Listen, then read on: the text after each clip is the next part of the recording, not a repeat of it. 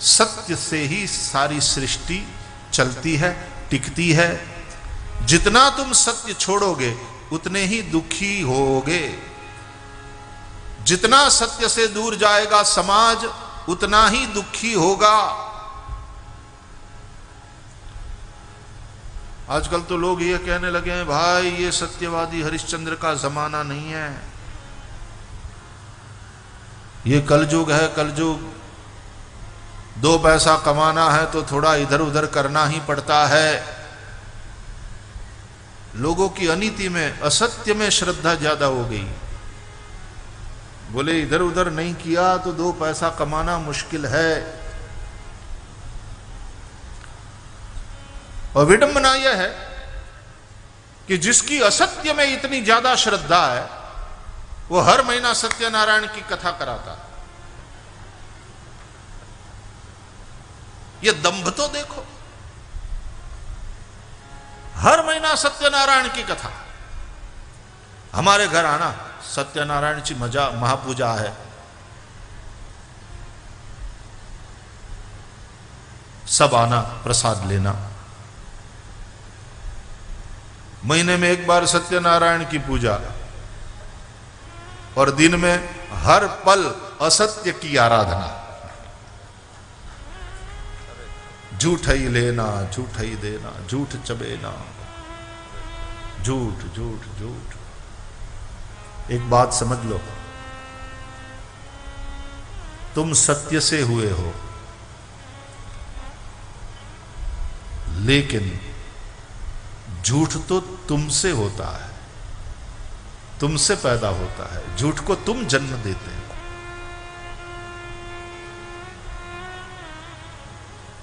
हर बाप को अपना बेटा प्यारा लगता है।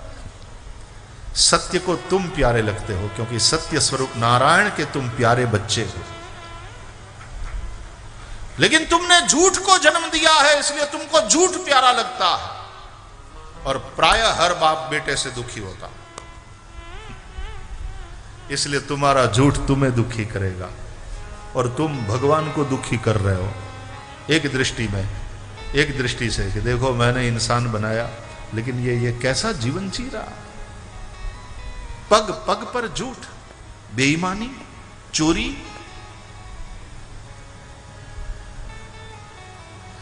सत्य तुम्हारी रक्षा करता है, जबकि झूठ की रक्षा तुम करते हो। देखा तुमने, तुम्हारा झूठ तब तक बचता है जब तक तुम अपने झूठ की रक्षा करो। झूठ को डे टू डे मेंटेनेंस की जरूरत पड़ती है। और दूसरी बात,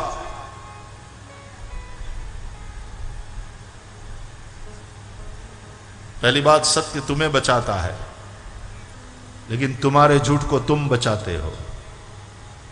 दूसरी बात, सत्य तुम्हारी रक्षा करता है, सत्य झूठ की रक्षा तुम करते हो। और दूसरी बात,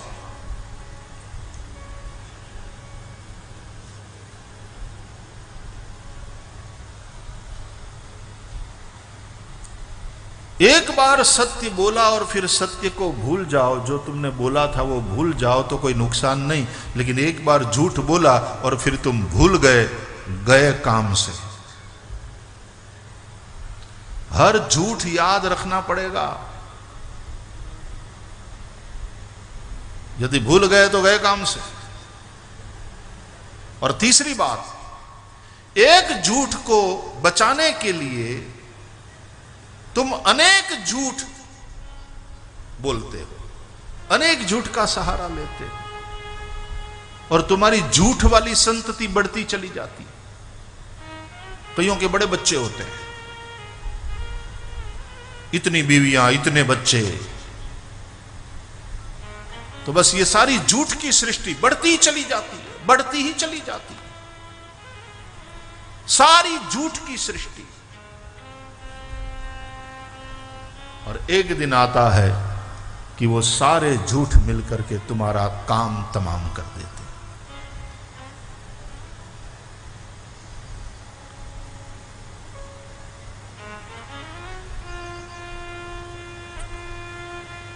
इसलिए भागवत का आरंभ होता है सत्यम परम धीमहि से। इसलिए हमारे यहां सत्य को ही ईश्वर कहा। ईश्वर सत्य है, सत्य ही शिव है, शिव ही सुंदर है। सत्यम शिवम सुंदरम, सत्यम शिवम सुंदरम, सत्यम शिवम सुंदरम।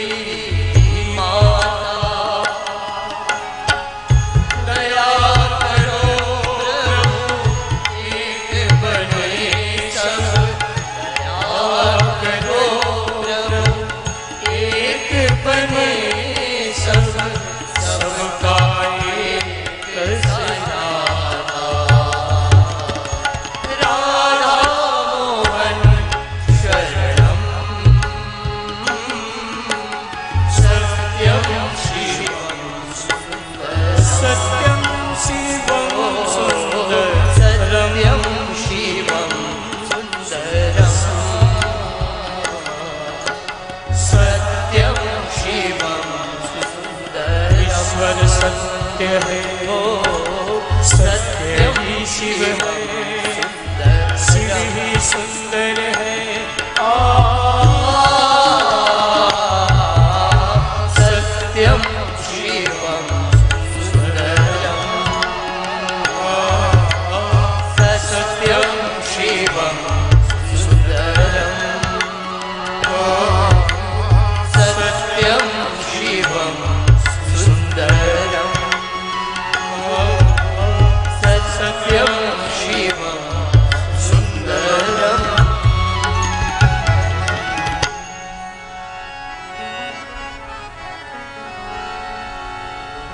ईश्वर सत्य है, सत्य ही ईश्वर है, सत्य ही शिव है। गांधी बापू ने एक बार प्रार्थना सभा में कहा कि ईश्वर ही सत्य है, तो एक आदमी ने विरोध किया कि बापू, ईश्वर सत्य है उनके लिए जो ईश्वर को मानता हो, हम नहीं मानते, हम ईश्वर में विश्वास नहीं करते। तो गांधी बापू ने कहा कि फिर यहां क्यों आए हो मेरे पास? बोले हम तो सत्याग्रही हैं, आपके सत्याग्रह के साथ जुड़े हैं। अच्छा, तो फिर तुम सत्य को तो मानते हो ना? बोले हाँ, सत्य को मानते हैं। गांधी बापू ने कहा फिर तुम्हारे लिए सत्य ही ईश्वर है। बात एक ही है, ईश्वर कहो या सत्य कहो, बात एक ही है। जो ईश्वर को मानते हैं, आस्थावान हैं, उनके लिए ईश्वर सत्य हैं। लेकिन कई लोग नॉन बिलीवर्स होते हैं, और तुम्हें पता होना चाहिए कि अब नॉन बिलीवर्स की संख्या बढ़ती जा रही है दुनिया में, जो किसी भी धर्म में नहीं मानते। लेकिन जो किसी भी धर्म में नहीं मानते वो भी सत्य में तो मानते हैं, और मानना पड़ेगा। बिना सत्य के काम नहीं चलता, बिना सत्य के सृष्टि नहीं टिक सकती। तो सत्य ही ईश्वर है, वे सत्य रूप ईश्वर की आराधना करें। कोई ईश्वर को सत्य मानकर ईश्वर की आराधना में लगा हुआ है, और कोई सत्य को ईश्वर समझते हुए सत्य की आराधना में लगा हुआ है। बात एक ही है। लकड़ी को इस छोर से पकड़ा, आपने उसी लकड़ी को पकड़ा है। लकड़ी को इस छोर से पकड़ा, आपने उसी लकड़ी को पकड़ा है। ये छोर दो है, एक ही लकड़ी के। ये वही तत्व है। धर्म न दूसर सत्य सम। श्रीमद् भागवत सत्यम परम धीमहि से शुरू होता। जन्माद्यस्य यतः, जिनसे इस सृष्टि की उत्पत्ति स्थिति लय होता है, जिनके होने से इन सब का होना है, और जिनके खुद के होने के लिए अन्य किसी के होने की गरज नहीं, जो सर्वज्ञ है और स्वयं प्रकाश है, जिन्होंने ब्रह्मा को वेद का ज्ञान कराया, जिनकी माया रूपी सत्ता के चलते उत्पत्ति स्थिति लय मिथ्या होते हुए भी सत्य प्रतीत होते हैं, और जो अपने तेज अपने प्रकाश के द्वारा माया के उस कपट को निरस्त कर देता है, उस परम सत्य परमात्मा का हम ध्यान करते हैं। सत्यम परम धीमहि। गायत्री मंत्र में भी धीमहि शब्द आया है, बल्कि जहां धीमहि शब्द आया उसको गायत्री मंत्र कहा गया। प्रत्येक देव से संबंधित गायत्री मिलती है हमारे यहां। गणेश गायत्री, शिव गायत्री, सूर्य गायत्री, लक्ष्मी गायत्री, देवी गायत्री, विष्णु गायत्री। एकदंताय विद्महे वक्रतुंडाय धीमहि तन्नो दंती प्रचोदयात्। गणेश गायत्री है। यहां धीमहि शब्द आया है। सत्यम परम धीमहि। वेदों का सार गायत्री है, और गायत्री मंत्र का विस्तार श्रीमद् भागवत है। गायत्री में 24 अक्षर है, श्रीमद् भागवत में 24 अवतारों की कथा है। प्रकृति के 24 तत्वों के विषय में बताया गया है भागवत में। दत्त भगवान के 24 गुरुओं की कथा है भागवत में। गायत्री का अर्थ है गायंतम त्रायते इति, जो गाने वाले की रक्षा करे वो गायत्री। श्रीमद् भागवत ऐसी गायत्री है जो संसार से तुम्हारी रक्षा करेगा। संसार भय नाशनम, संसार के भय का नाश करने वाला है भागवत। फिर से कहूं, भय गया तो जीवन में शांति, भय गया तभी तुम्हारे जीवन में सुख है।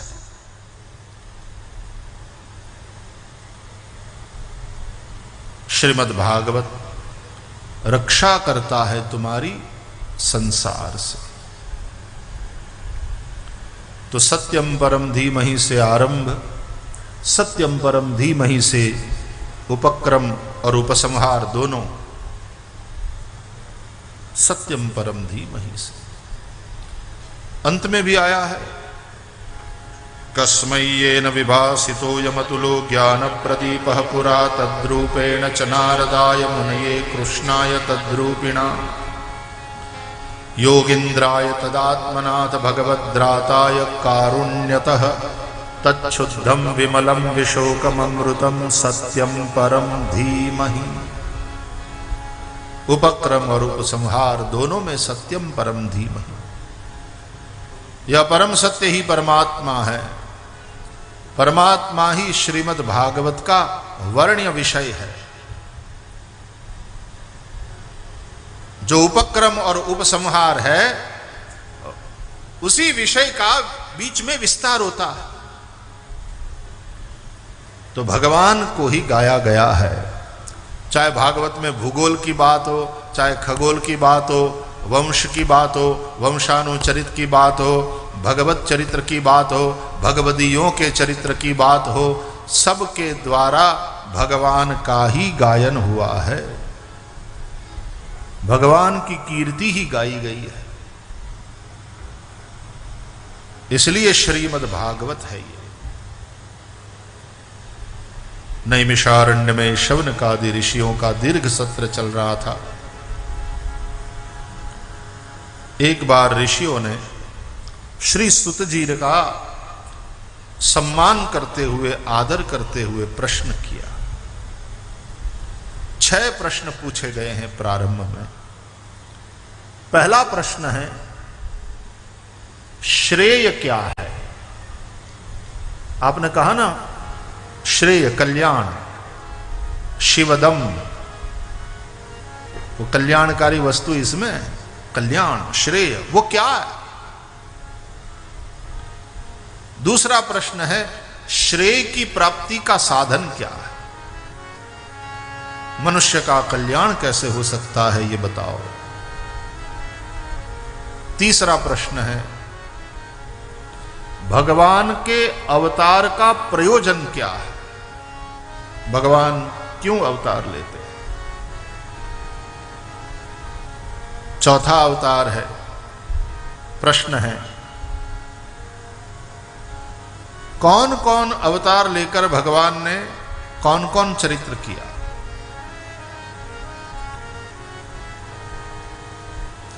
पांचवा प्रश्न है, धर्म का सार क्या है? शास्त्रों का सार क्या है?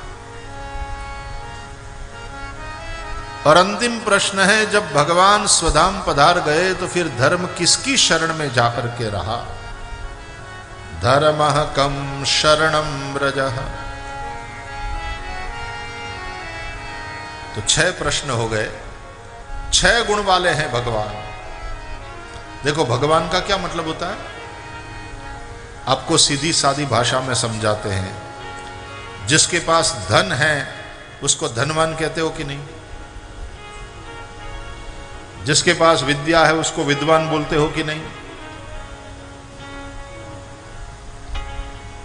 बस उसी प्रकार जिसके पास भग है वो भगवान, जिसके पास धन है वो धनवान, जिसके पास भग है वो भगवान। जो भग से युक्त है, 6 भग है, ऐश्वर्य, वीर्य यानी पराक्रम, कई लोग उसके स्थान पर कहते हैं धर्म, ऐश्वर्य, धर्म, यशः, श्री, ज्ञान और वैराग्य। 6 भग से युक्त जो है उसको कहा जाता है भगवान।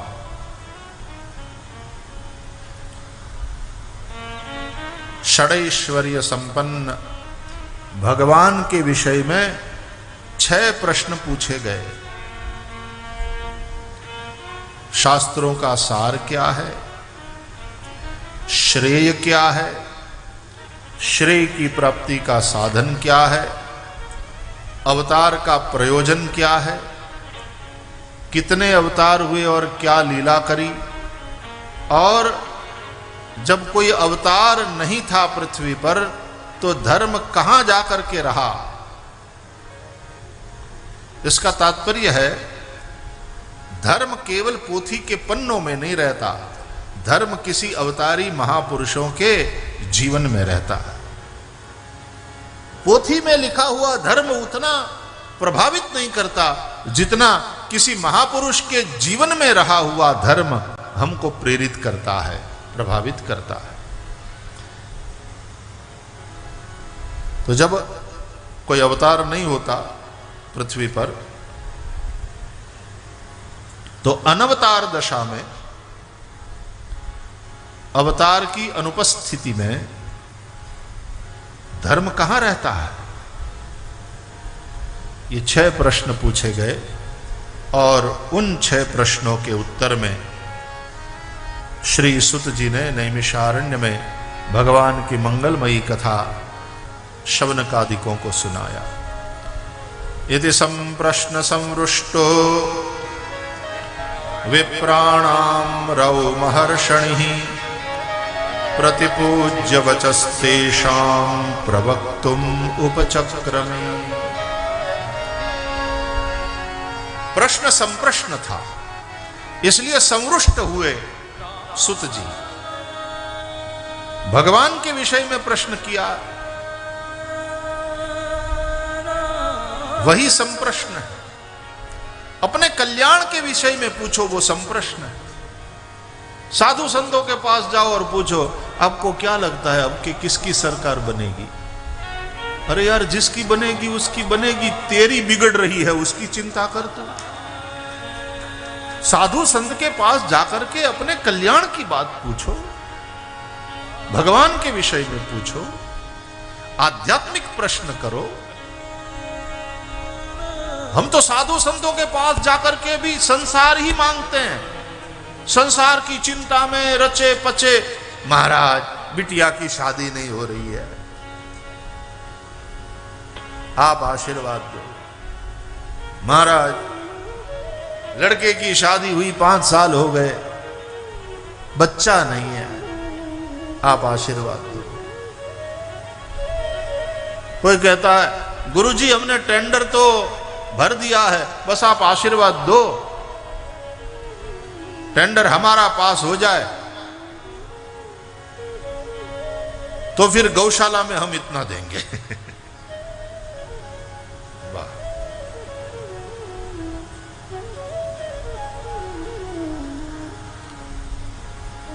हमारा यदि ये 100 करोड़ वाला टेंडर पास हो गया, उसमें से हमको 20 करोड़ मिलने वाले हैं, तो हम आपको 10 लाख रुपया देंगे। भगवान कहते हैं वाह वाह मेरे बच्चे, वाह वाह। वो एक आदमी हनुमान जी के मंदिर में रोज जाता, हनुमान जी से कहता, हे हनुमान जी 1 करोड़ रुपया बस, और कुछ मैं नहीं चाहता, गरीब आदमी हूं, बस इतनी कृपा कर दो। हर शनिवार को आपकी हनुमान चालीसा करता हूं, बस कृपा कर दो, 1 करोड़ रुपया बस। और आपके पास किस चीज की खोट है? आप तो अष्ट सिद्धि नवनिधि के दाता, असबर दीन जान की माता, बस कृपा करो, 1 करोड़ रुपया, 1 करोड़ रुपया बस। एक दिन हनुमान जी को सुन सुन करके इतना गुस्सा आया, बोले बेवकूफ। वो कहता 1 करोड़ रुपया आप दे दो हनुमान जी महाराज, बस मैं वचन देता हूं हर शनिवार को आकर के तेल चढ़ाऊंगा, एक नारियल फोड़ूंगा, आपको प्रसाद धराऊंगा, 1 करोड़ रुपया बस। तो एक दिन हनुमान जी को बड़ा गुस्सा आया, बोले बेवकूफ, मैं तुझे 1 करोड़ रुपया दूं और फिर तू हर शनिवार को आकर के इतना सा तेल चढ़ावे, 1 करोड़ रुपये से मैं खुद ही तेल का स्विमिंग पूल ना बना लूं, रोज उसमें कूदूंगा।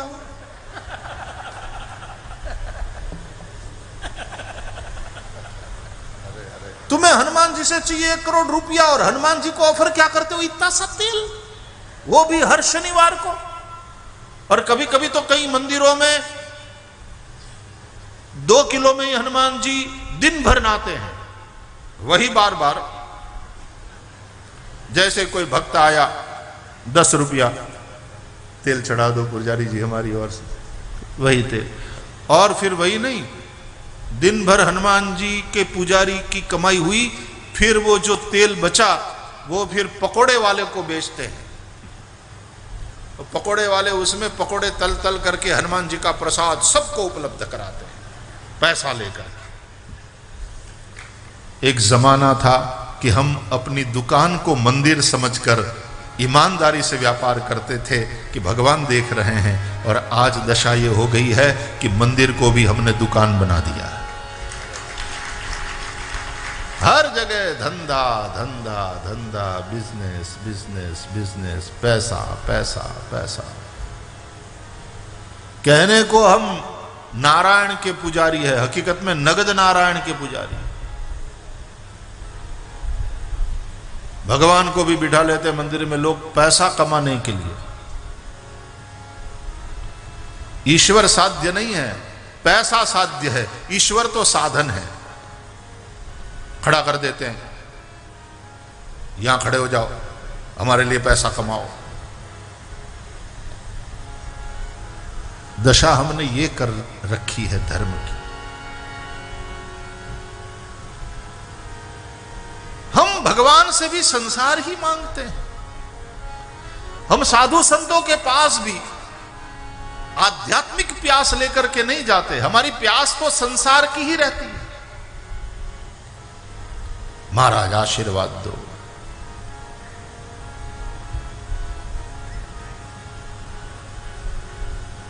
धर्म कहां रहता है जब अनवतार दशा होती। देखो भाई, भगवान के विषय में पूछो, आध्यात्मिक प्रश्न करो, तब साधु संत प्रसन्न होते। माफ करना, यह सत्य है कि नहीं हमको पता नहीं, लेकिन हमने ऐसा सुना है कि कई लोग तो साधु बाबाओं के पास जाकर के मटका खेलने वाले लोग होते हैं कि बाबा जी कौन सा लगाऊं नंबर। और कई बाबा जी भी ऐसे होते हैं, कहते हैं बच्चा तीड़ी लगा दो।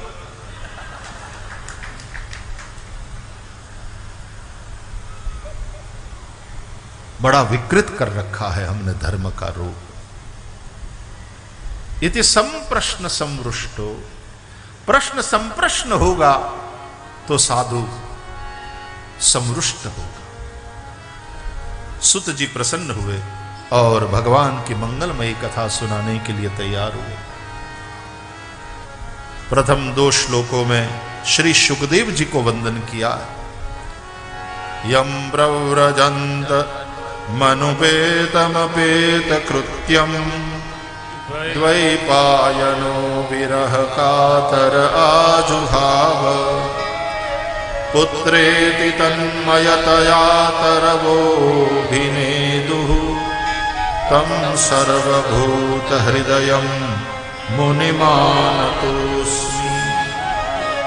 यस्वानुभावमखिल श्रुतिसारमेकम् अध्यात्मदीपमतितीतिरशतान्तमोऽन्धम् संसारिणां करुणयाः पुराणगुह्यं तं व्याससूनुमुपयामि गुरुं मुनीनाम्।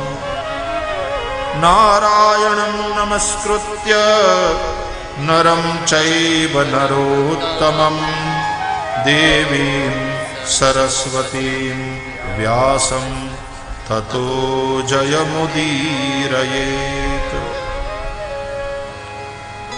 प्रथम श्लोक में पिता के घर को छोड़कर जा रहे विरक्त सुखदेव जी की वंदना।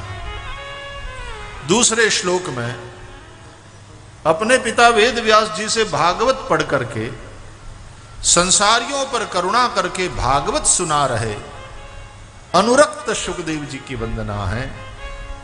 पहले श्लोक में सुखदेव को मुनि कह करके प्रणाम किया है और दूसरे श्लोक में सुखदेव जी को मुनियों का गुरु बता करके प्रणाम किया गया।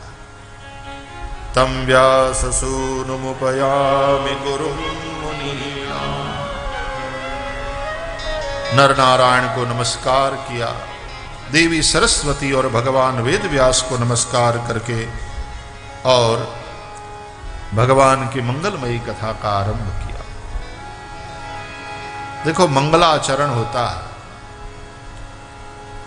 शुभ कार्य के आरंभ में हम भगवान का स्मरण करते हैं। भगवान मंगलायतन है। मंगलम भगवान विष्णु मंगलम गरुड़ध्वज मंगलम पुंडरीकाक्षो मंगलायतनम हरि मंगल भवन अमंगलहारी द्रव वसुदशरथ जिर विहारी। भगवान समस्त मंगलों के भवन है। आरंभ में भगवान का स्मरण करना मंगलाचरण है। देखो, आप घर से बाहर भी जाने को निकलो ना, कहीं भी जाने को निकलो तो 4 बार नारायण नारायण नारायण नारायण उच्चारण करके निकलो। नारायण रक्षा करेंगे, नारायण तुम्हारे कार्य को सफल करेंगे। पंडित मदन मोहन मालवीय जी कहते थे, ये घर से चलो तो 4 बार नारायण नारायण नारायण नारायण। अच्छा, हमारे कई साधु संत सन्यासी भी जब प्रवचन का आरंभ करते हैं तो पहले 4 बार नारायण नारायण नारायण नारायण 4 बार नारायण नामोच्चारण करते। भगवान का स्मरण करो, मंगलाचरण करो। तुम्हारे दिवस का प्रारंभ भी भगवान के स्मरण से करो, मंगलाचरण करो। मंगलमय आचरण जिनका है उन भगवान का कार्य के आरंभ में स्मरण करना, ये मंगलाचरण है। दिवस का आरंभ भगवान के स्मरण से करो। प्रातः स्मरामि हृदि संस्फुरदात्म तत्वम् सच्चित् सुखम परमहंस गतिम तुरीयम् यत् स्वप्न जागर सुषुप्तिमवैति नित्यम् तद्ब्रह्म निष्कलमहं न च भूतसंगः प्रातर्भजामि वचसो वचसामगम्यं वाचो विभान्ति निखिला यदनुग्रहेण यन्नेति नेति वचनैर्निगमा अवोचुं तं देवदैवमजमच्युतमाहुरग्र्यम्।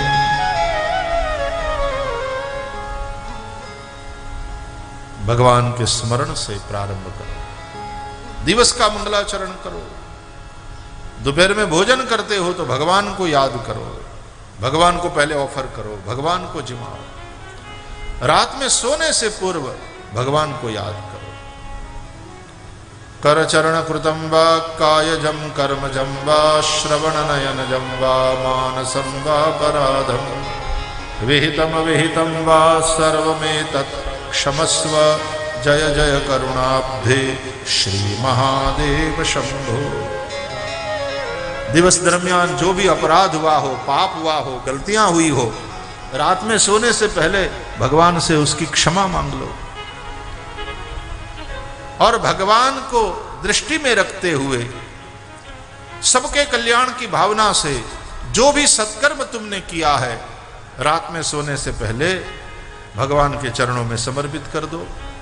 कायेन वाचा मनसेन्द्रियैर्वा बुद्ध्यात्मना वा प्रकृते स्वभावात् करोमि यद्यत् सकलं परस्मै नारायणायेति समर्पयामि।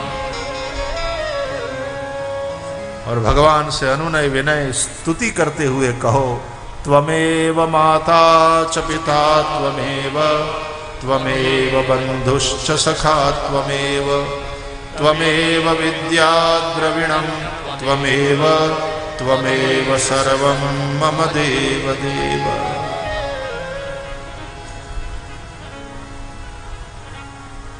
दिवस का अंत भी इस प्रकार मंगलाचरण से हो। भागवत में भी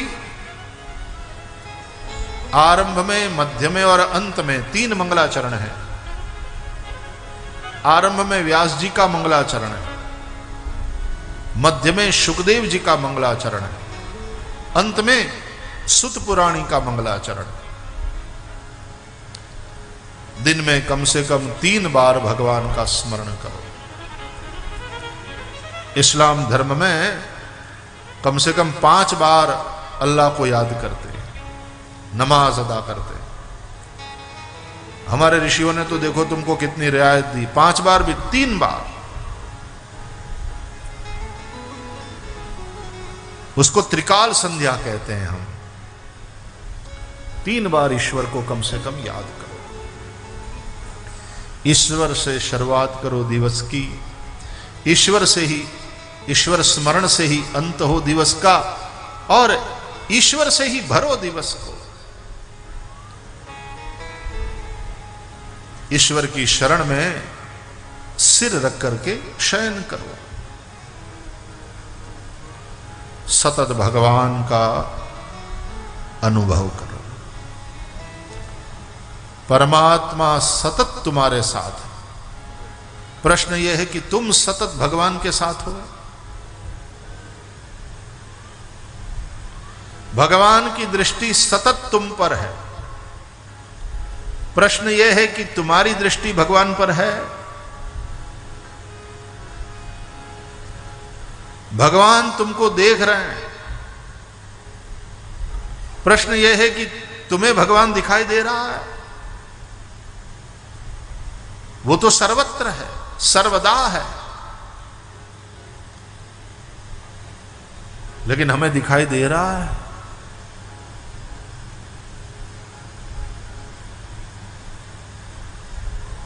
वो एक टीवी पे कुछ कार्यक्रम आ रहा था ना, क्या उसमें बिग बॉस होता है, क्या है कार्यक्रम रियलिटी शो में, क्या बोलते हैं यार उसको, याद दिलाओ। हाँ? बिग बॉस कार्यक्रम का नाम ही बिग बॉस है। बिग बॉस नहीं, उसमें बिग बॉस होता है उस कार्यक्रम में। अरे यार तुम लोग तो बड़े होशियार हो, हमारी लेन नहीं है वो, इसलिए हमको यार क्या बोलते हैं, बड़ा फेमस कार्यक्रम है भाई, टीवी पे आता था। उसमें अंदर घर में बंद कर देते हैं सबको, और टीवी कैमरा लगा रहता है, और बिग बॉस सबको देखता है। क्या है भाई, देखो बोलोगे नहीं तब तक हम इसको छोड़ेंगे नहीं, नहीं तो हमारे दिन है। कार्यक्रम का नाम ही बिग बॉस है। यस, हाँ? Bigg Boss. नहीं नहीं नहीं, कार्यक्रम का नाम है। हाँ?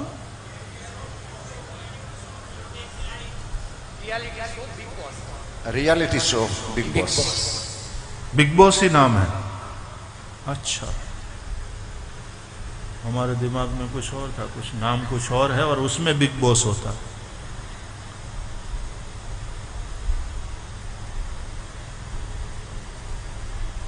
सच में ऐसा?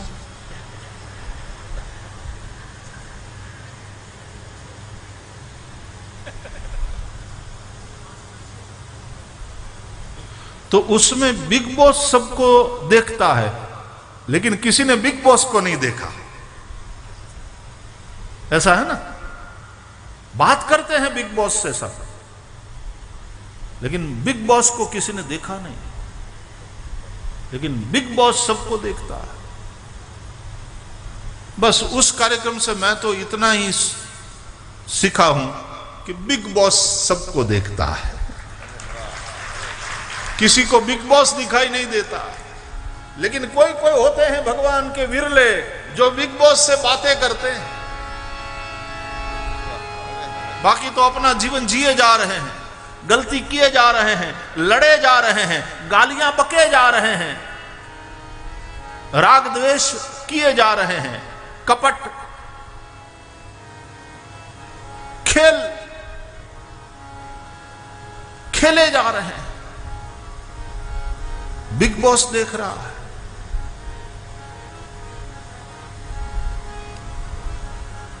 उसको किसी ने नहीं देखा, वो सबको देख रहा है, उसको एक एक चीज का पता है।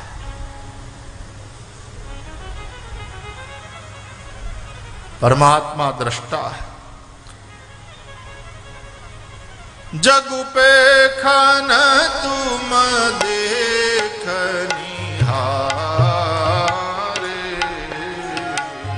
जग पे खन तुम देखनिहारे,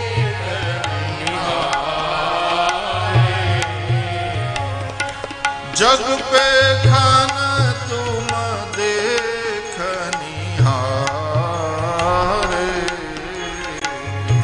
जग पे खन तुम देखनिहारे,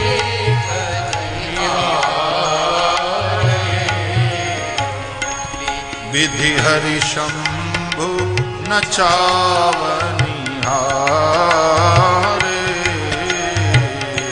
विधि हरि शंभु नचावनिहारे,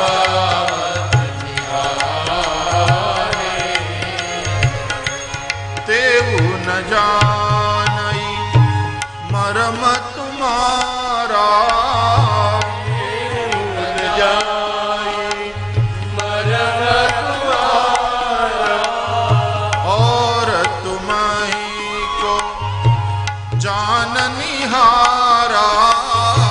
और तुम्हीं को जाननिहारा, जग पे खन तुम देखनिहारे, जग पे खन तुम देखनिहारे,